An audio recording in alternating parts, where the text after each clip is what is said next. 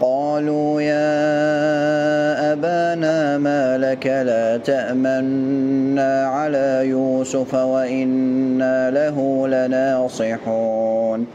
أرسله معنا غدا يرتع ويلعب وإنا له لحافظون قال إني ليحزنني أن تذهبوا به وأخاف أن يأكله الذئب وأنتم عنه غافلون قالوا لئن أكله الذئب ونحن عصبة إنا إذا لخاسرون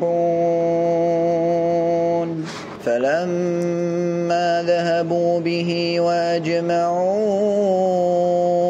أن يجعلوه في غيابة الجب وأوحينا إليه لتنبئنهم بأمرهم هذا وهم لا يشعرون وجاءوا أباهم عشاء يبكون قالوا يا أبانا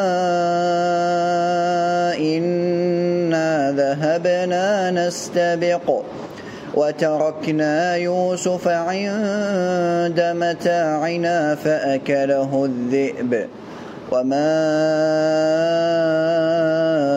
أنت بمؤمن لنا ولو كنا صادقين وجاءوا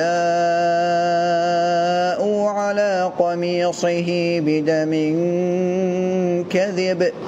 قال بل سولت لكم أنفسكم أمرا فصبر جميل